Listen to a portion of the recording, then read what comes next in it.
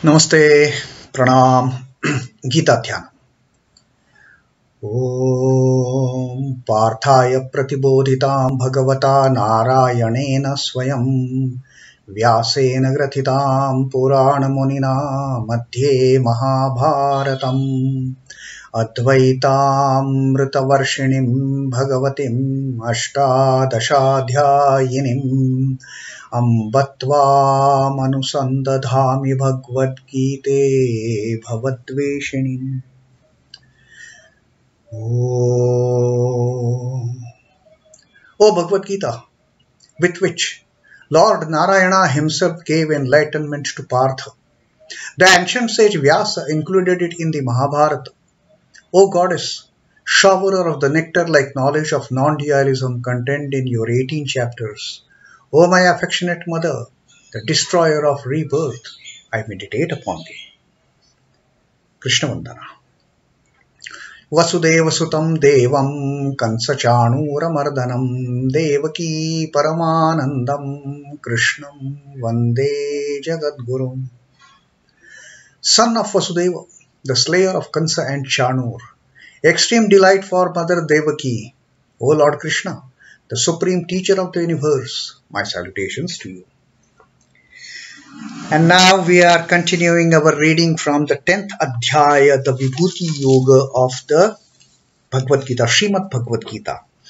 To start this 10th Adhyaya, Sri Krishna told Arjuna in that first shloka that Bhuya eva mahabaho, O mahabaho, O mighty arm. Now, again, verily again, Shrunu me paramam vacha. Listen to the supreme word that I am going to tell you. Yatteham priyamanaya vakshami hitakamyaya.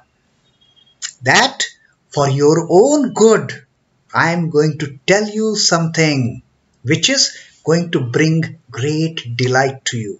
So that is how Sri Krishna starts this chapter, making a preamble, making kind of a ground for Arjuna to know that what he is going to hear in this adhyaya is going to bring him great delight.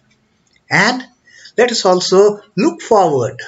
Let us also look forward to Sri Krishna's teaching, Sri Krishna's telling what he is going to tell in this adhyaya, and gain that delight that Sri Krishna is promising to Arjuna, that let us also partake of it. So this is the second shloka that we are going to read today. Na me viduḥ sura-gaṇāḥ prabhavaṁ na maharṣhayaḥ aham ādir devānāṁ maharṣhīṇāṁ cha sarvaśhaḥ.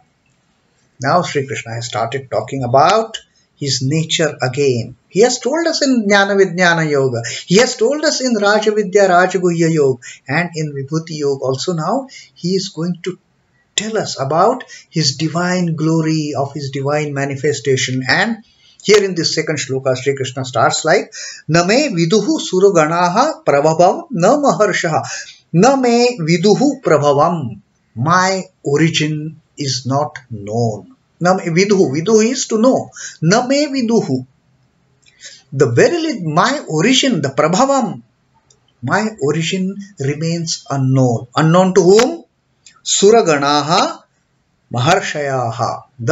Even the great gods, sura-gaṇāḥ, the devas, the gods, goddesses, my origin remains unknown to them, and also to the maharṣhayaḥ, also to the great learned people, also to the Rishis, great Rishis, the seers. They are also not aware of my origin.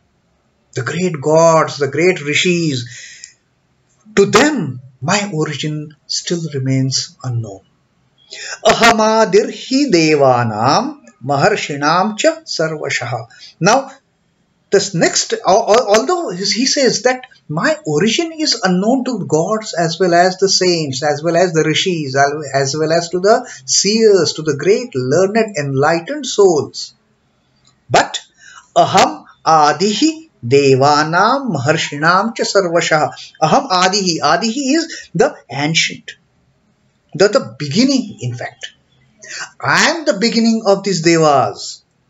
Aham adihi devānāṁ maharṣhīṇāṁ ca sarvaśhaḥ. These great gods, these goddesses, these rishis, these saints, these enlightened souls, I am their beginning. They all come from me. Sarvaśhaḥ is in every respect. They come from me. I am the source. And this is what exactly happens in our personal lives also. We don't know our source, but the source knows everything about us, because everything comes from that source. Sri Krishna says, neither the hosts, neither the scores of devas, nor the great rishis, they know my origin, my beginning. They don't know me, my source they don't know. But for in every respect, I am the source of the devas and the great rishis. And what to talk of only of the great devas or the great rishis? I am the source of everything. So it is like Sri Krishna telling that the child doesn't know the origin of his parents, of his father, of his mother. The child doesn't know. But father or mother, and especially the mother, knows that this is when the child was exactly born. She knows everything about the child. She has reared the child in her womb for 9 months. She knows each and every aspect of the child as the child bonds to a mother or to a father. So Sri Krishna says, just like that, the birth of son and his progress in life is known to the father, is known to the mother, but the birth and boyhood of parents, the birth and childhood of his parents, the child can never even assume, even he can never, imagine about it. Oh, how was the birth of my father? How was the birth of my mother? How did they grow? He can only understand from what they tell him. He can never realize. So Sri Krishna says here that all these devas, all these rishis, they don't know my beginning.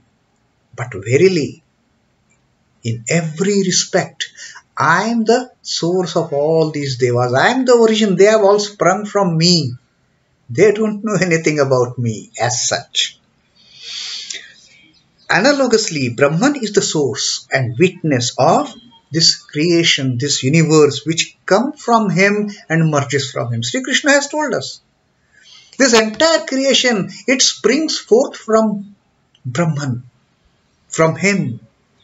At the glance of the Lord, Prakriti brings forth this entire creation. Prakriti herself is in the Lord. Prakriti herself is the active element of the Lord, for that matter.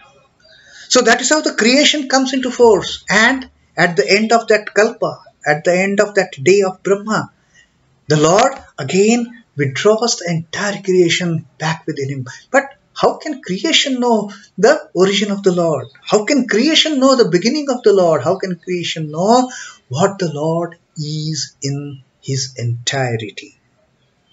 This eternal Brahman is to some extent cognized by the perfected beings like great rishis, the great saints, the enlightened souls, the illumined souls. They can only realize a little bit of this Brahman.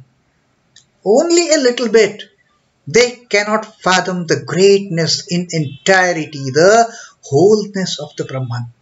No one has that capacity.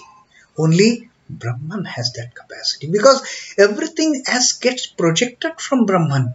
They have limited capacity to know what the Brahman is. His glory in its entirety can never be known by the hosts of saints and sages. All the great souls, they can only know a little bit of the Brahman. That's it. He only remains partially revealed, even when he embodies as an incarnation. People can only understand very minor portion of that greatness.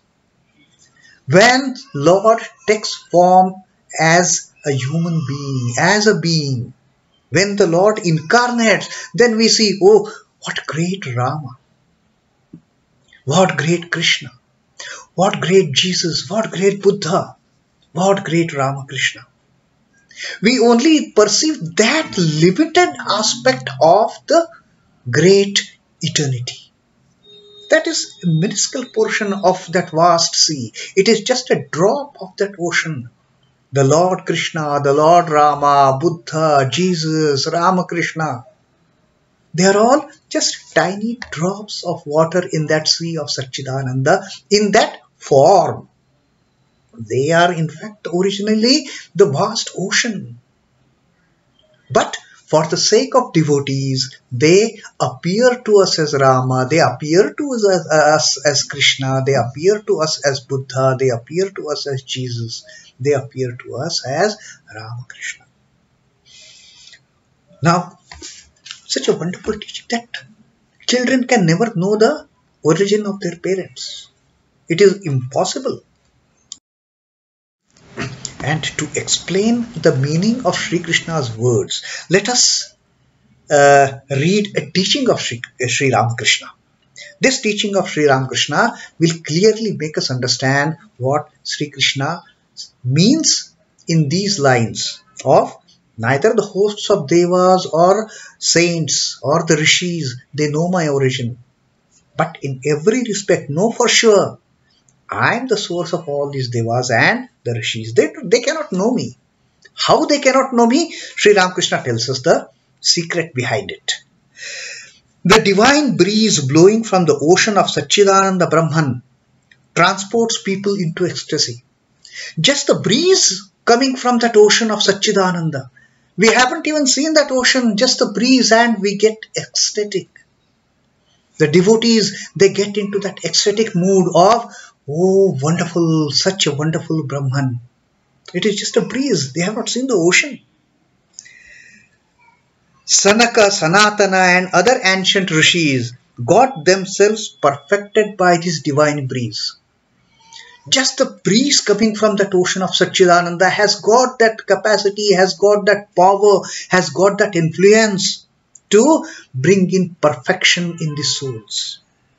And that's how saints like Sanatana and Sanaka, they achieved that perfection. They had that Brahma Jnana. But that was just a minuscule portion of that vast knowledge. A mere glimpse of this ocean sent Narada into raptures. Maharshi Narad, when he saw this ocean, he had the great fortune of actually seeing this ocean of Satchidananda, and just a look at that ocean, just a vision of that ocean. Just one look, and he went into raptures. The kind of bhakti got generated in his heart by just having a look at what that Satchidananda is. And we all know about Narada Bhakti Sutras, how devotedly he gave those treatises to us, the treatise on devotion. By mere glimpse of that Satchidananda, ocean of Satchidananda. Shloka, the born Brahmajnani, touched this water but once. From this vast ocean of Satchidananda, Shloka, who was a born Brahmajnani, with the birth he attained the knowledge. He didn't have to study anything. He didn't have to do any tapas. He was a Brahmajnani by birth.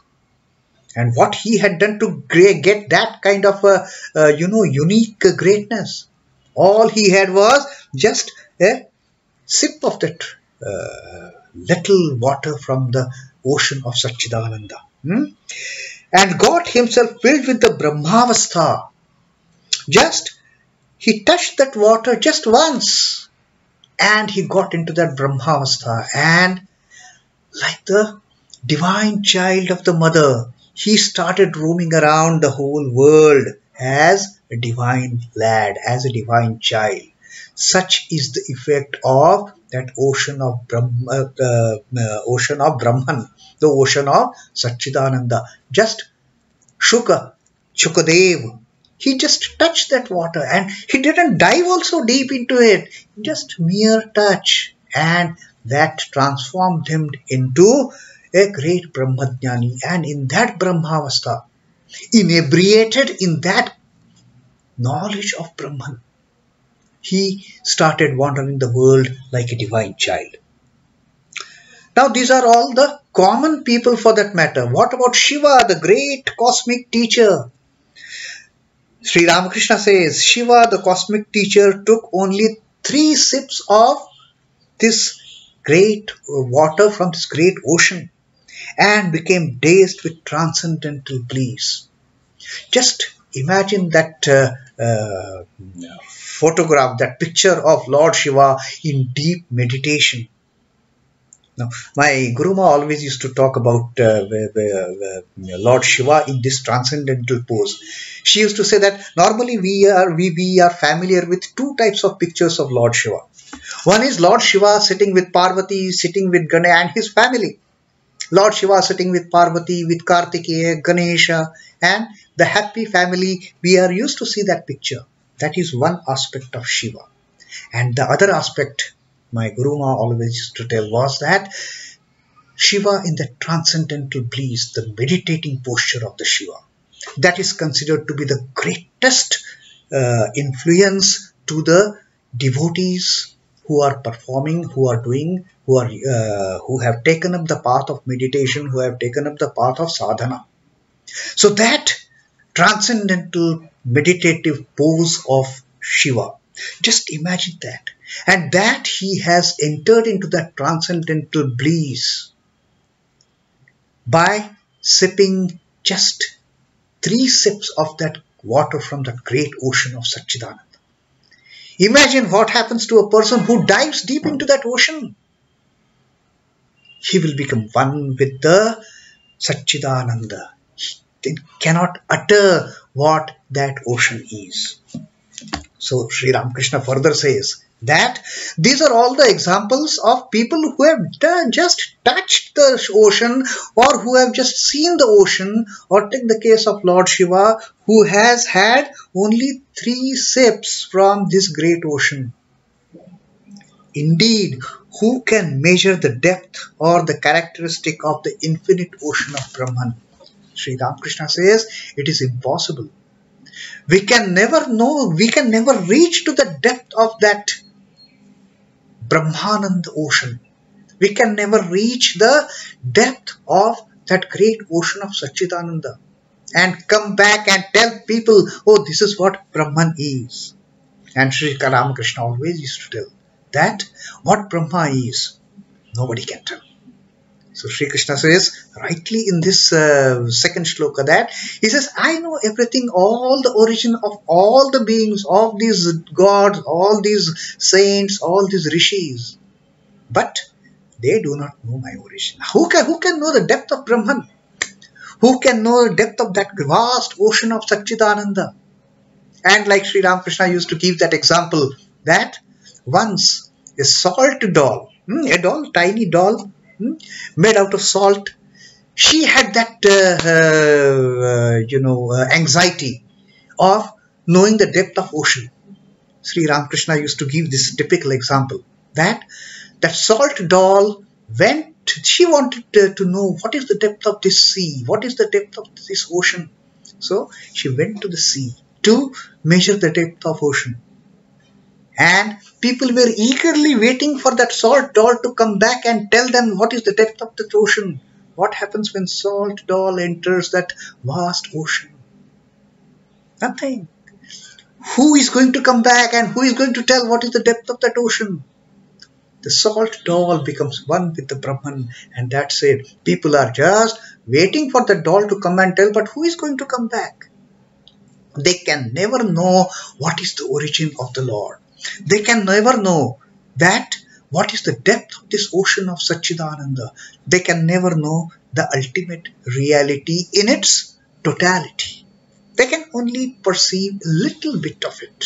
And even that little bit of it they will get intoxicated, they will get inebriated. The divine inebriation, the divine intoxication, that transcendental bliss that Lord Shiva had just after sipping 3 spoons maybe of that water from the ocean of Satchidananda. So Sri Krishna says, people cannot know me. I know the origin of each and every being, each and every god, goddess, the Rishis. They don't know me. And Sri Krishna is further going to elaborate on this, on the origin, on the entirety, on the divine manifestation of the Lord himself. So let us hear it as we go ahead in the future readings of this 10th adhyay of the Vibhuti Yoga. Om Namo Bhagavate Vasudevaya. Sri Krishna Arpanamastu. Jai Sri Ramakrishna. Jai Thakur. Jai Ma. Jai Swamiji.